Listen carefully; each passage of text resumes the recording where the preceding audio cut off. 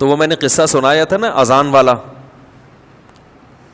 وہ اذان والا میں نے واقعہ سنایا تھا نا, اس سے پتہ چلتا ہے کہ بیوقوف دنیا میں ہول سیل کے حساب سے موجود رہتے ہیں. میں نے یہ واقعہ بیان میں سنایا. اچھا, جن کا واقعہ ہے نا وہ آج مجھے فجر میں ملے, انہوں نے کہا مفتی صاحب آپ نے آدھا سنایا آدھا چھوڑ دیا. تو میں نے کہا اچھا, آج پھر آج کی بات ہے, آج فجر کے بعد انہوں نے مجھے پورا واقعہ سنایا. پھر انہوں نے کہا اب یہ بتائیں پورا. انہوں نے کہا وہ آدھے میں وہ مزہ نہیں ہے جو پورا واقعہ ایسے تھا. انہوں نے کہا نیٹ پہ سنا نا یہ واقعہ, وہ انہی کا قصہ ہے. انہوں نے پھر مجھے پورا واقعہ سنایا. بہت سے لوگ ہیں جن کو یہ واقعے کا پتہ نہیں ہے, تو یہ واقعہ اس پر کہ بیوقوف دنیا میں ہول سیل کے حساب سے موجود رہیں گے. تو وہ کیا ہوا ہے, کہتے ہیں کہ وہ ان کے دوست کی کہیں شادی تھی, تو جو بیوقوف ٹائپ کے لوگ ہوتے ہیں نا ان کو بہت سوالات پوچھنے کا شوق ہوتا ہے کہ نکاح کے بعد کیا ہوگا اور کیا بیگم سے بات چیت کیسے شروع کرنی ہے, کیا وہ پاگل ہوتے ہیں یہ لوگ. تو یہ آ گیا ان کے پاس, ہمارے جو دوست, نام نہیں لوں گا میں, بیٹھے ہوئے ہوں گے یہاں پہ. ایسا نہ دوبارہ پٹیں دولہے کے ابا سے, پھر یہ ایک دفعہ تو پٹ چکے ہیں, دوبارہ نہ پٹیں کہیں, زخم تازہ ہو جائے گا نا ان کا. تو وہ دولہا جس کی شادی تھی, رخصتی تھی رات کو, وہ آیا ان کے پاس ایسے ہی پوچھنے پاچھنے کے لیے.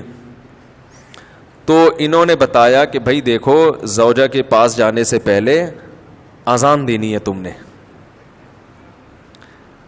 اس کا فائدہ یہ ہوگا کہ نرینہ اولاد پیدا ہوگی صحت مند. صحت.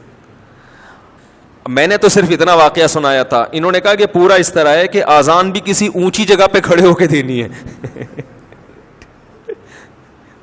اذان کسی اونچی جگہ پہ کھڑے ہو کے دینی ہے, اور جب اذان شروع کر دو تو درمیان میں رکنا نہیں ہے.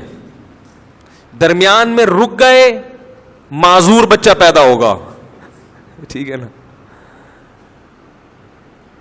اب یہ جناب شروع ہو گیا, مذاق کیا تھا اس نے, مذاق کیا تھا, وہ سیریس ہو گیا. اب وہ دلہن بیٹھی بھی ہے, یہ ڈریسنگ ٹیبل پہ چڑھ گئے نا, اس سے زیادہ اونچی جگہ ان کو نظر نہیں آ رہی تھی. تو شکر ہے الماری پہ نہیں چڑھا. الماری پہ سے نہیں چڑھے کہ بھائی جب چڑھ جاتا الماری پہ تو کھڑے ہونے کی جگہ نہیں تھی. وہ بیوی کہتی کسی بندر سے میری شادی ہو گئی ہے. وہ ایک آدمی گیا نا نفسیاتی ڈاکٹر کے پاس کہ مجھے وہم ہو گیا کہ میں بندر تو نہیں ہوں. تو ڈاکٹر نے بولا پنکھے سے اترو گے تو میں علاج کروں گا نا اپنا, پنکھے سے تو نیچے اترو. تو ڈریسنگ ٹیبل پہ کھڑے ہو کر انہوں نے اذان کہنا شروع کی. اب وہ دلہن پاگل ہو گئی, چیخنے لگی یہ کیا کر رہا ہے بھائی, پاگل تو نہیں ہے. اور جا کے نا دروازہ بجا رہی ہے. تو یہ اذان کے دوران اس کو کہہ رہے حی علی الفلاح, اس کو اشارہ کر کہ نہیں کرو. اذان بھی چل رہی ہے, حی علی الصلاح حی علی الفلاح, اور اشارہ کر رہے کہ نہ نہ نہ.